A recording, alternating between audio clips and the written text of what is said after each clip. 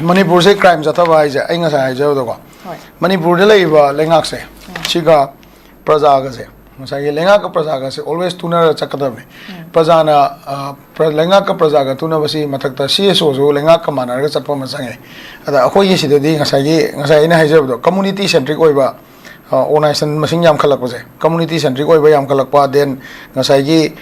community provoke to bangam ba leader masing yam khalak pa then finance to ba adugumba issues ing dubu finance to ba organization masing yam khalak pa then akhoi arm group masing yam ba si mayam si akhoi gi manipur irang makata na irang yam na chauna leibagi adugumba factor amane ba ko maruina political establishment na roit se political establishment sina samna da election karaba masum kadreba amadi CSO singna masigi khamdok khamjin tawgada se masigi tawriba thabak irang si leitanaba khamdok khamjin tawgada leba ki khunai gi chakot thorang da saruk yaminagada ba adugumba organization sing association sing amadi political establishment sing jina political establishment sing jina magi community gi natraga community centric ore ko matamda ngasai tribal group amana maiteina namdarak pani na haibagi agenda da langak pa maiteina mu kano se akhoi gi kayani ko drug and adu mafia na tawbani na langak pa adigi lam gi waho yam toin na tholak pa constitution da leiba article sing sigi athan ba matamda community provoke to ya ba mong da athan ba wari bu ko akhoi lam mangan dore akhoi gi kano leitre akhoi tribal sing gi right ta singnare ga na sumaina eta athan ba se masigi athan ba adigi then government of India na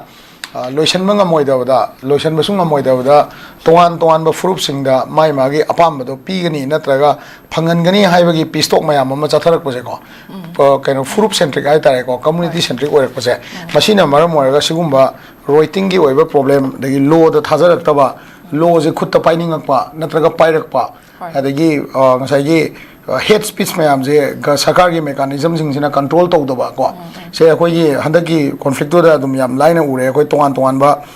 fruit ki leader sing na natraga political leader sing na hate speech se mayam ama yam ngangre ai tare ko adugi hate speech sing dugi matung in ne ba si writing mayam chathare je ko adagi law na su masagi oi ba mathau do matang matam chana ai no ji ai jari ba political establishment do boire CSO do boire public leader na ngang ko boire if community kai ba community khana ba provocative oi ba remarks he tholo ko matam da even manipur di letter he ta yam phong na ngang na ba yam chaw na chane ko ada even akhoi da pen da ba lai se lambi chat pa ya da ba si matang na home ministry na wanga about da moina haira about da toan ba leader khara na hekta provocative oi ba mi gi community sokada ba wangang matam da law je action am da tawngam da se sugumba mayam sina public outrage se la kan da sugumba kayani ko akoi gi writing gi adagi toan ba nungai na da ba then police ta khut tharu ba adagi police ki arm di poda noi ngam da ta de akoi changa akoi tawjaru ge gaina khulai mun ba khot pa adu da no mai ka thor ko da sok pa then ngasi mak sungai imam ya pai bi khara na hai duni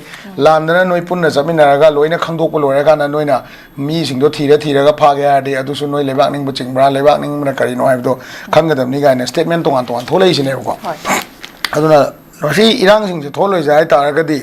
akhoi gi marakta logi oi mathau se hana mapung phana pangthokpam change ada ani suda public leader sing na community centric oi ba wangang pa matamda state ki manung da leiba any community da sokpa natraga nuai to wangang ba matamda madu logi oi ba step sing do lokhalaga masi umba wangang ba community provoke to ba rajniti gi oidrasu leidana ko mana politically ma yana ba mi ngon high ba oita su madu umba wa do ngang ba ya de je logi oi ba article sing je phajana apply and impose to raga madu gi restriction sing do citizen na moi ba gi chap cha ba hak to phangan bam change ba ko aduna si mayam je tawdri ba di manipur je irang je adum khara dum lei idra ina khalli hojik pudi hoi writing ge ga di khara budi handare ko handaba mak ta ga su hojik se wangang ba di leptri ba toan ba leader sing na wangang ko matam da sagi mai magi community gatang da center oiraga toan ba community atopa community provoke to ga magi community na ma yana ba wangang ba sin ayam boin tawri bo hojik su ko aduna masigi poche lo na yengadam ne ado masi khara makhai ma hojik handaba ta ga su